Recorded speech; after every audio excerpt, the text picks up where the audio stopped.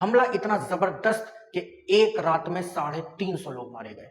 लेकिन दुर्भाग्य इस देश का कि नॉर्थ इंडिया के अंदर, साउथ इंडिया के अंदर मीडिया ने इस घटना को पूरा ब्लैकआउट किया।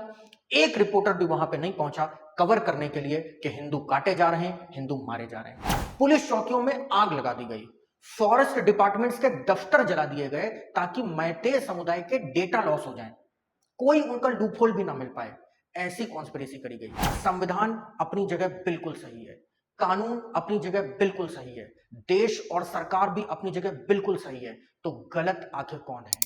नमस्कार साथियों, आज काफी लंबे समय बाद मैं आपके बीच में उपस्थित हुआ हूं, लेकिन काफी सेंसिटिव टॉपिक आज हम डिस्कस करने जा रहे हैं और इस टॉपिक का नाम है the problem of north east. इसे हमारे देश का दुर्भाग्य ही कहा जाएगा कि अपने ही देश के सबसे खूबसूरत हिस्से के बारे में हम नहीं जानते, और वो सबसे खूबसूरत हिस्सा है पूर्वोत्तर भारत।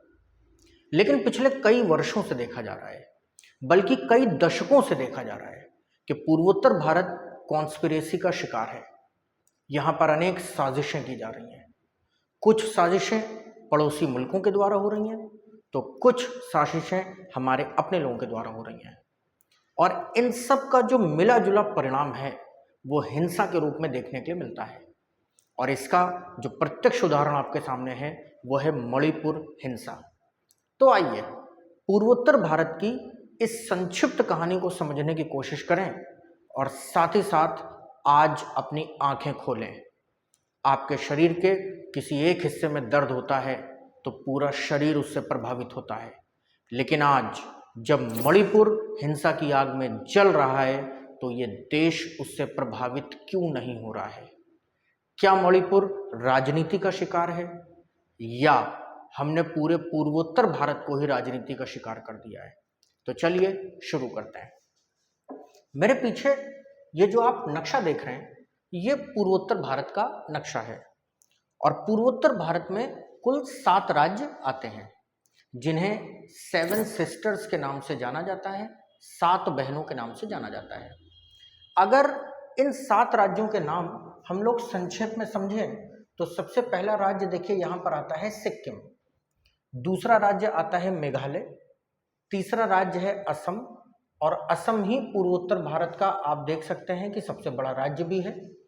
चौथा राज्य आता है अरुणाचल प्रदेश, पांचवां राज्य आता है नागालैंड, छठवां राज्य है मणिपुर, सातवां राज्य है मिजोरम, और 8वां राज्य है त्रिपुरा। इन 8 राज्यों में चूंकि सिक्किम एंट्रेंस पर है इसलिए इसको हटा देते हैं और यहाँ पे एक सीधी रेखा खींच करके 7 राज्यों को अलग कर देते हैं। तो ये पूर्वोत्तर भारत के 7 राज्य 7 सिस्टर्स के नाम से जाने जाते हैं। अगला सवाल ये पैदा होता है कि पूर्वोत्तर भारत की जो ज्योग्राफिकल पोजीशन है वो कैसी है? तो सबसे पहले हमें यह समझना चाहिए कि पूर्वोत्तर भारत पड़ोसी देशों से भी घिरा हुआ है। यहाँ पर आप देख सकते हैं कि नेपाल है, इसीलिए जब हम नॉर्थ ईस्ट में एंट्री करते हैं बंगाल के रास्ते, तो बंगाल में जब उत्तरी तरफ बढ़ेंगे तो ये एक पतला गलियारा मिलता है, और इस तरीके से आगे बढ़ने पर ये बंगाल का आखिरी जिला हमें मिलता है न्यू जलपाईगुड़ी। लेकिन जब हम लोग न्यू जलपाईगुड़ी के पहले दार्जिलिंग में यहाँ पर होते हैं, तो दार्जिलिंग एक ऐसी जगह है जहाँ से उत्तर में सिक्किम, पश्चिम में नेपाल, पूरब में भूटान और दक्षिण में बांग्लादेश हो जाता है। इसीलिए ये वाला जो एरिया है ये काफी सेंसिटिव हो जाता है। इसलिए पूर्वोत्तर भारत में एंट्रेंस करने में ही काफी परेशानी है, और इसी बात का फायदा उठा करके अनेक उग्रवादी संगठन जो हमारे देश में शांति और सौहार्द को बिगाड़ना चाहते हैं वो इस गलियारे को हमेशा जाम करने की कोशिश करते हैं, प्रभावित करने की कोशिश करते हैं। अगर इस पूरे स्ट्रक्चर को आप ध्यान से देखें तो यहाँ से लेकर के और ये जो पूरा हिस्सा है ये आपको एक मुर्गे की गर्दन के जैसा नजर आता है, इसीलिए इस हिस्से को चिकन नेक के नाम से जाना जाता है। और ये जो चिकन नेक है ये भारत को पूर्वोत्तर भारत से कनेक्ट करने का एकमात्र रास्ता है। इसीलिए अभी हम लोग पूर्वोत्तर भारत में एंट्री ही कर रहे हैं, लेकिन आप देख रहे हैं कि परेशानियों का सामना करना पड़ रहा है। और सबसे ज्यादा जो प्रभावित जिले हैं वो दार्जिलिंग और न्यू जलपाईगुड़ी हैं। खैर, इसके सहारे जब हम लोग पूर्वोत्तर भारत में एंट्री करते हैं तो आप देख रहे हैं कि पूरब, पश्चिम, उत्तर, दक्षिण 4 देशों का सामना हमें करना पड़ रहा है। और जब आप नॉर्थ ईस्ट में एंट्री कर जाते हैं तो यहाँ पर फिर हमें ये 7 राज्य मिलते हैं। इन 7 राज्यों का नाम अगर एक बार और क्विक तरीके से आप याद करने की कोशिश करें तो मेघालय, असम, अरुणाचल प्रदेश, 3 राज्य ये हो जाते हैं। बचे हुए 4 राज्य नागालैंड, मणिपुर, मिजोरम और त्रिपुरा ये हो जाते हैं। इन 4 को याद करने का तरीका NMMT फॉर्मूले के तौर पर आप याद भी कर सकते हैं। अब इस वाले हिस्से को जब हम लोग देखते हैं तो यहां पर भी देखिए भूटान हमारे पास इंटरनेशनल बॉर्डर है। भूटान के बगल में ये उत्तर में पूरा चाइना हमारे पास इंटरनेशनल बॉर्डर है। पूरब में अगर हम लोग जाएंगे तो ये जितना हिस्सा आपको यहाँ पे खाली नजर आ रहा है ये सब म्यांमार इंटरनेशनल बॉर्डर है। दक्षिण में अगर हम लोग जाएंगे तो यहाँ पर बंगाल की खाड़ी, साथ ही साथ ये भूटान इंटरनेशनल बॉर्डर है। आज से करीब 100 साल पहले की बात हम लोग अगर करें तो ये बांग्लादेश न पूर्वी पाकिस्तान हुआ करता था और ना ही ये बांग्लादेश हुआ करता था, ये हमारा ही हिस्सा था। तो हमें पूर्वोत्तर भारत में आने जाने में कोई समस्या नहीं होती थी। लेकिन जब से ये हिस्सा पूर्वी पाकिस्तान को गया, उसके बाद बांग्लादेश का जन्म हुआ, तो कनेक्टिविटी की पहली प्रॉब्लम आई। और इसी कनेक्टिविटी की प्रॉब्लम के चलते आज पश्चिम बंगाल के इस छोटे से गलियारे के सहारे ही पूर्वोत्तर भारत में एंट्री हो पाती है। इसलिए अगर एक लाइन में आपसे यह सवाल पूछा जाए कि नॉर्थ ईस्ट की आज की डेट में सबसे बड़ी प्रॉब्लम क्या है, तो वो है कनेक्टिविटी। एक सिंगल हाईवे के सहारे हम नॉर्थ ईस्ट में जाते हैं, इसीलिए वहां पर रेलवे कनेक्टिविटी नहीं हो पाती है, वहां पे एयरलाइंस कनेक्टिविटी नहीं हो पाती है, जिसके चलते नॉर्थ ईस्ट में इन्फ्लेशन बहुत ज़्यादा है। साथ ही साथ नॉर्थ ईस्ट पूरी तरीके से पहाड़ी राज्य है, इसलिए वहां पर एग्रीकल्चर बहुत कम होती है।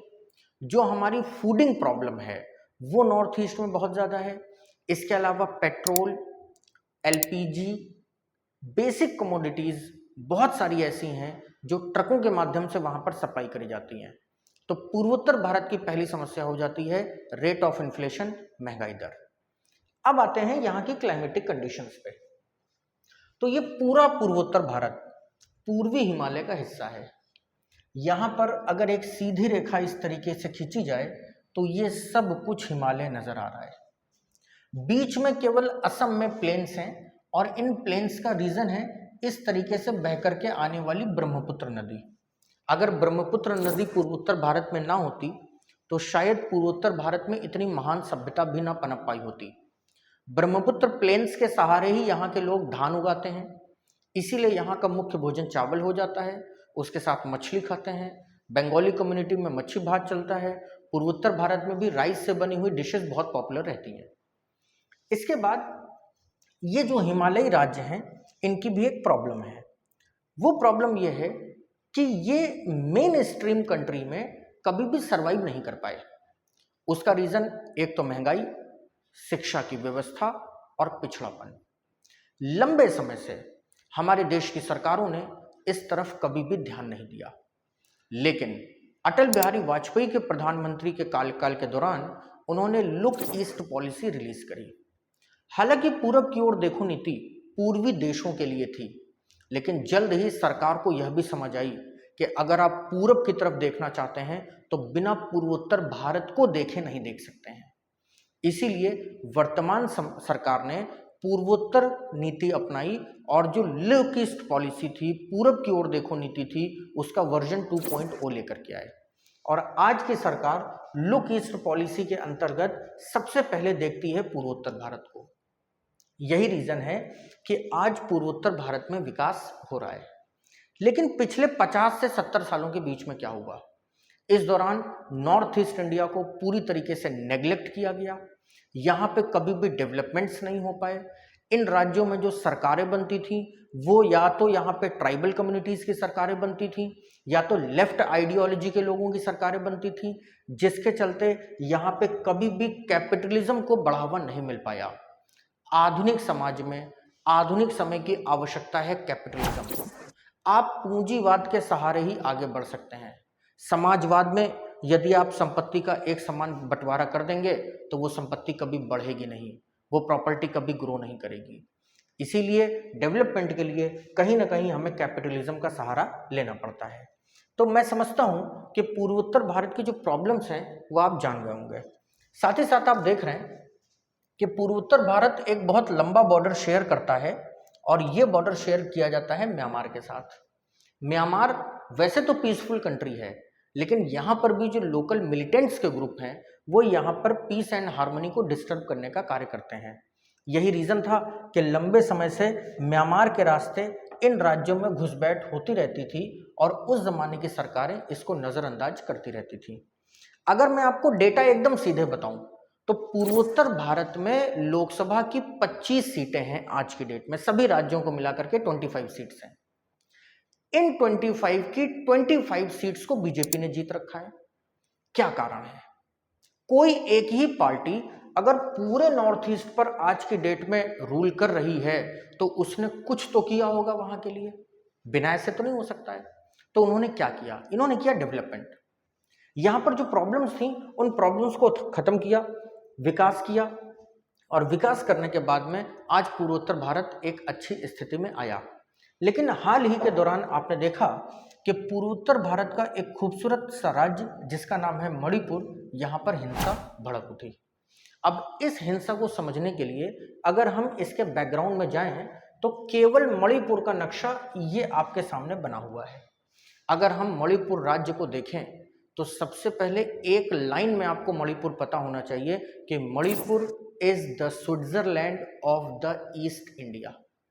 पूर्वी भारत का स्विट्जरलैंड इसको कहा जाता है। स्विट्जरलैंड कहलाने के पीछे रीजन है कि जैसा स्विट्जरलैंड का जियोमॉर्फिक स्ट्रक्चर है लगभग उसी प्रकार से मणिपुर का भी जियोमॉर्फिक स्ट्रक्चर है। चारों तरफ यह राज्य खूबसूरत पहाड़ियों से घिरा हुआ है और बीचों बीच एक वैली है, एक घाटी है जिसे इम्फाल घाटी कहा जाता है, और यही इम्फाल घाटी मणिपुर की कैपिटल भी है। इन सारे राज्यों से बहने वाली हजारों छोटी बड़ी नदियां इसी इम्फाल वैली में आकर के गिरती हैं और बहुत खूबसूरत दृश्य का निर्माण करती हैं। और इन दृश्यों में आज के समय में जो सबसे पॉपुलर दृश्य है वो है लोकटक झील। लोकटक झील इतनी खूबसूरत है कि देश विदेश से देखने इसको पर्यटक आते हैं। लेकिन जब हम लोग मणिपुर की पॉपुलेशन की बात करते हैं तो यहाँ पे दो तरीके के लोग रहते हैं। पहले जो कि मणिपुर के मूल निवासी हैं और यहाँ घाटी में रहते हैं। दूसरे जो बाहरी जनजातियां हैं और पहाड़ों पर रहती हैं। लेकिन जैसा कि आप लोग जानते हैं पर्वतों पर जो कृषि होती है वो कृषि काफी समृद्ध होती है, काफी महंगी कृषि होती है। इसीलिए जो लोग पहाड़ों पर रहेंगे वो उस एग्रीकल्चर पर कब्जा भी करके रखेंगे। मणिपुर में जो डिस्प्यूट है वो 3 जनजातियों को लेकर के है।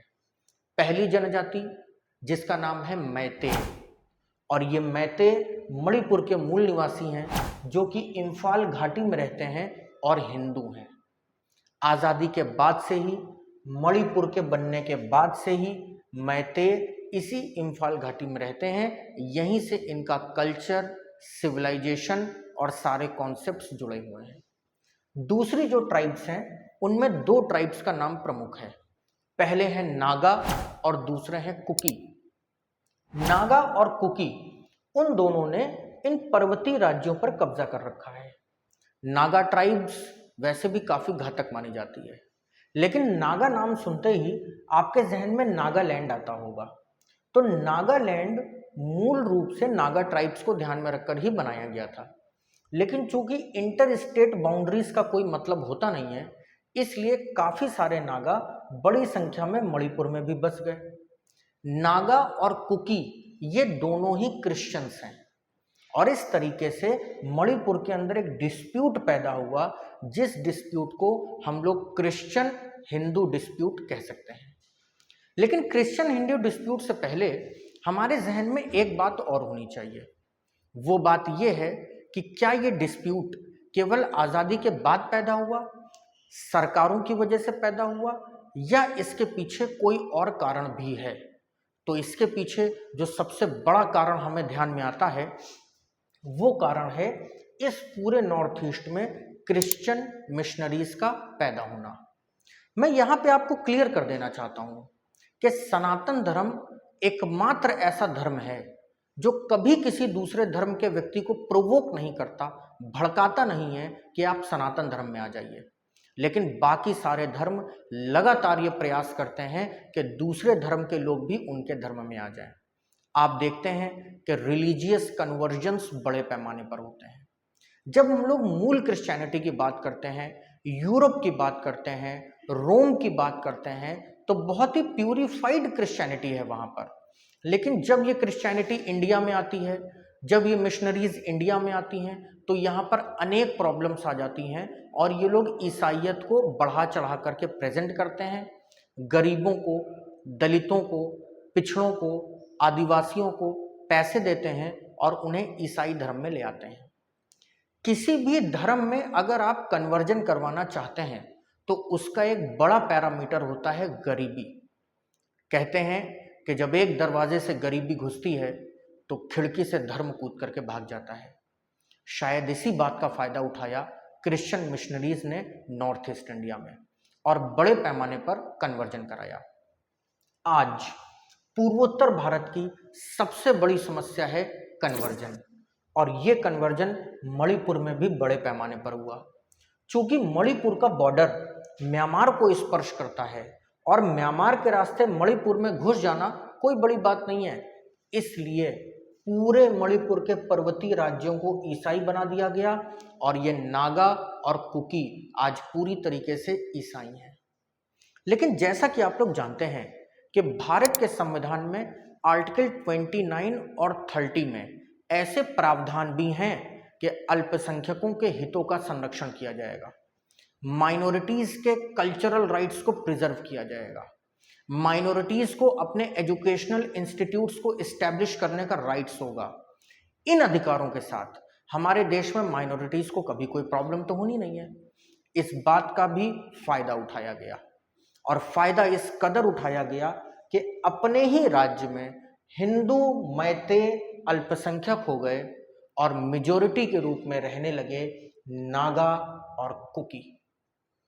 अब आप कल्पना करिए कि मणिपुर राज्य में मोर देन 70% रिसोर्सेज पर नागा और कुकी का कब्जा है, लेकिन कॉन्स्टिट्यूशनली, लीगली इन्हें माइनॉरिटी माना जाता है। 30% मैते जो कि हिंदू हैं, जो हमारे मूल निवासी हैं, जिनके पास में लेस देन 30% रिसोर्सेज हैं, जो अपनी दैनिक आवश्यकताओं के लिए भी परेशान रहते हैं, उन्हें मेजॉरिटी माना जाता है। इसी बात को लेकर मणिपुर हाई कोर्ट में एक पिटीशन फाइल करी गई, जिसमें कहा यह गया कि अल्पसंख्यक की डेफिनेशन के अंतर्गत क्या मैते नहीं आ सकते हैं? अपने ही राज्य में, अपने ही देश में हिंदू घुट घुट करके रहने के लिए मजबूर आखिर क्यों हैं? कोर्ट ने इस पिटीशन को सीरियसली सुना और डिसीजन दिया कि मैते जनजाति को भी अल्पसंख्यक का दर्जा दिया जाना चाहिए। सरकार को निर्देश दिए गए कि एज सून एज पॉसिबल कानून बनाइए और मैते जनजाति को भी अल्पसंख्यक का दर्जा दीजिए। वो सारी फैसिलिटीज जो नागा और कुकी को मिलती हैं, मैते को भी मिलनी चाहिए। रिसोर्सेज का इक्वल डिस्ट्रीब्यूशन होना चाहिए। आप में से कोई भी समझदार व्यक्ति ऑनरेबल हाई कोर्ट के इस डिसीजन को सपोर्ट करेगा और प्रशंसा करेगा। लेकिन जैसे ही उच्च न्यायालय का यह निर्णय आया, मणिपुर में हिंसा भड़क उठी। नागा और कुकी जो कि लंबे समय से ट्राइब्स हैं, उन लोगों ने मैते समुदाय पर हमला करना प्रारंभ कर दिया। हमला इतना जबरदस्त कि एक रात में 350 लोग मारे गए। लेकिन दुर्भाग्य इस देश का कि नॉर्थ इंडिया के अंदर, साउथ इंडिया के अंदर मीडिया ने इस घटना को पूरा ब्लैकआउट किया। एक रिपोर्टर भी वहां पे नहीं पहुंचा कवर करने के लिए कि हिंदू काटे जा रहे हैं, हिंदू मारे जा रहे हैं। एक गर्भवती स्त्री को उसके 6 साल के बच्चे के साथ जिंदा जला दिया गया एक वैन के अंदर। पुलिस चौकियों में आग लगा दी गई। फॉरेस्ट डिपार्टमेंट्स के दफ्तर जला दिए गए ताकि मैते समुदाय के डेटा लॉस हो जाएं, कोई उनका लूपहोल भी ना मिल पाए। ऐसी कॉन्स्पिरेसी करी गई। आपको क्या लगता है ये सारा काम कोई ट्राइब कर सकती है? जी नहीं, ये सारा काम स्पॉन्सरशिप के थ्रू हुआ। आनन फानन में पैरामिलिट्री नॉर्थ ईस्ट भेजी गई। फिलहाल सिचुएशन कंट्रोल में तो है, लेकिन हम कतई ये नहीं कह सकते कि मणिपुर शांत है। मणिपुर आज भी जल रहा है। अगर एक अल्पसंख्यक की हत्या नॉर्थ इंडिया में, यूपी, बिहार, दिल्ली में कहीं पर हो जाए तो आप देखते हैं कि सभी राजनीतिक पार्टियां विधवा विलाप शुरू कर देती हैं। लेकिन नॉर्थ ईस्ट के लिए, मणिपुर के लिए आंसू बहाने वाला आज कोई भी नहीं है। आज जो मणिपुर में हो रहा है, कल वो केरला में होगा, परसों वो बंगाल में होगा, एक दिन वो असम में होगा और एक दिन वो पूरे भारत में होगा। इसलिए संविधान अपनी जगह बिल्कुल सही है, कानून अपनी जगह बिल्कुल सही है, देश और सरकार भी अपनी जगह बिल्कुल सही है, तो गलत आखिर कौन है? We the people of India. हम जब भी दो चश्मों से किसी को देखेंगे तो हम कभी भी इक्वल जस्टिस नहीं कर पाएंगे। हमें एक सामान्य नजरिए से पूरे देश को देखना चाहिए। मणिपुर भी हमारा ही अंग है, पूर्वोत्तर भारत भी हमारा ही अंग है। फिर पूर्वोत्तर भारत को लेकर हम इतने उदासीन क्यों बने हुए हैं? आखिर कब तक हम अपने ही देश में इस तरीके की चीजों को देखेंगे और टॉलरेट करेंगे? हमें चाहिए कि मणिपुर के लिए खड़े हों, justice for Manipur, justice for Manipur. साथ ही साथ मैते समुदाय के लिए एक कैंपेन चलाई जानी चाहिए। यहाँ पर फिलहाल सरकार ने बहुत अच्छा काम किया है। मुझे केंद्र सरकार से इसलिए भी कोई शिकायत नहीं है क्योंकि बड़े पैमाने पर ये जो कन्वर्जेंस चल रहे थे, आज इन पर रोक लगी है। ईसाइयत जिस तरीके से पूर्वोत्तर भारत में बढ़ रही थी, आज उस पर रोक लगी है। नॉर्थ ईस्ट के अंदर जो डेवलपमेंट रेशियो हैं, वो मेरे कहने से मत मानिए, वो गूगल पे सर्च करिए और देखिए कि पिछले 9 सालों में कितना चेंजेस आया है। लेकिन अभी भी हमें बहुत लंबा सफर तय करना है। साथ ही साथ मैं यहाँ पर यह भी बताना चाहूँगा कि नॉर्थ ईस्ट के अंदर ये जो लगातार हमले हो रहे हैं, पिछले दिनों आपने असम में एनआरसी को लेकर के बवाल सुना होगा। इस समय मणिपुर के अंदर मैते को लेकर विवाद चल रहा है। त्रिपुरा के अंदर विवाद अभी थोड़े दिनों पहले ही शांत हुआ है। साथ ही साथ मिजोरम और असम के बीच में भी उग्रवादियों के विवाद को शांत करवाया गया है। आखिर ये सब इतने भड़क क्यों रहे हैं? सिंपल सा रीजन है, दवा बिल्कुल सही जगह छिड़की जा रही है जहां पर ये कीड़े, ये दीमक दशकों से लगे हुए थे। इसलिए हमें चाहिए कि हम नॉर्थ ईस्ट को सपोर्ट करें और ऐसी कोई भी घटना अगर हो तो कम से कम उसको नज़रअंदाज ना करें, क्योंकि हमारे नज़रअंदाज करने से यहाँ पे बहुत बड़ी समस्या हो सकती है। साथ ही साथ कुछ एडिशनल डेटा भी मैं आपको देना चाहूँगा। सरकार पूरे देश में तो डेवलपमेंट प्लान्स ला ही रही है, लेकिन नॉर्थ ईस्ट के लिए हमेशा स्पेशल पैकेजेस लाए जा रहे हैं। उन स्पेशल पैकेजेस में हाल ही में आपने सुना होगा कि ढोला सदिया ब्रिज बनाया गया यहाँ पर, जिसकी वजह से हमारी सेना को नॉर्थ ईस्ट में बहुत मजबूती मिली। इसी तरीके से आपने सुना होगा कि कलकत्ता से बांग्लादेश के सहारे और थाईलैंड तक हम बस से जा सकेंगे। ये भी एक महत्वाकांक्षी योजना है जो सरकार लेकर के आई है। इसी तरीके से एक ज़माने तक असम के गुवाहाटी में आखिरी रेलवे स्टेशन हुआ करता था, लेकिन आज रेलवे कनेक्टिविटी नागालैंड, मणिपुर, मिजोरम और मेघालय तक भी हो गई है। देश का 6वां एयरपोर्ट सिक्किम के अंदर बना और इस तरीके से नॉर्थ ईस्ट को एयर कनेक्टिविटी भी कहीं ना कहीं मिल रही है।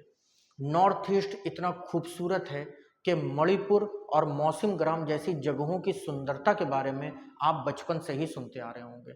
ये जगहें विश्व में सबसे ज़्यादा वर्षा करवाती हैं, वर्षा वाले स्थान हैं और लोग इन जगहों की प्राकृतिक खूबसूरती को देखने के लिए तरसते हैं। लेकिन हम अपने ही देश में आज तक कभी भी नॉर्थ ईस्ट नहीं जा सके। इसे दुर्भाग्य नहीं तो और क्या कहा जाएगा। आज़ादी के बाद केवल एक राज्य पूर्वोत्तर भारत में हुआ करता था जिसका नाम था असम 1947, जिसे आज आप अरुणाचल प्रदेश के नाम से देख रहे हैं। इसको नेफा के नाम से जाना था, नॉर्थ ईस्ट फ्रंटियर प्रोविंस के नाम से जाना जाता था। लेकिन समय के साथ असम के टूटने से अनेक राज्य बने। इसी क्रम में अरुणाचल प्रदेश 1987 में बना, नागालैंड 1963 में बना, मणिपुर 1972 में बना, मिजोरम 1987 में बना और त्रिपुरा भी 1972 में बना। लेकिन मणिपुर 1972 में अपने बनने के बाद से ही इन सारी परेशानियों से जूझ रहा है। इसको लेकर हमें कहीं ना कहीं जागरूक रहना चाहिए। तो मैं यहाँ पे आशा करता हूँ कि पूर्वोत्तर भारत की ये जो कहानी है, इसको हम लोगों ने चिकन नेक से शुरू करके और मणिपुर पर पे जाके आज खत्म किया है। मेरा आप सभी से निवेदन है, गुजारिश है कि अपने ही शरीर के एक अंग को जब कभी दर्द होता है तो वो दर्द हमारा पूरा शरीर फील करता है, पूरी बॉडी फील करती है। ठीक उसी तरीके से आज मणिपुर अगर दर्द में है तो इस दर्द में हमें ना ही केवल मणिपुर के साथ खड़े होना चाहिए, बल्कि मणिपुर के लिए अपने स्तर पर जो भी हो सकता है वो करना चाहिए। चाहे वो सोशल मीडिया कैंपेन्स हों, चाहे वो सरकार को दी गई पिटीशंस हों, या और कुछ भी। मैं आशा करता हूं कि पूर्वोत्तर भारत की कहानी की ये पहली कड़ी आपको समझ में आ गई होगी। अगर आपके कोई सवाल हैं, कोई इंक्वायरीज हैं, तो उनको आप ज़रूर लिखिए। मैं कोशिश करूंगा कि उसके ऊपर भी वीडियोस बना करके आपका सहयोग कर सकूं। तो आज की मिसलिनियस सीरीज की नॉर्थ ईस्ट की कहानी में हम लोग यहीं पे विराम लेंगे। जल्द ही एक शानदार टॉपिक के साथ आपसे दोबारा मिलेंगे। टिल देन टेक केयर, जय हिंद।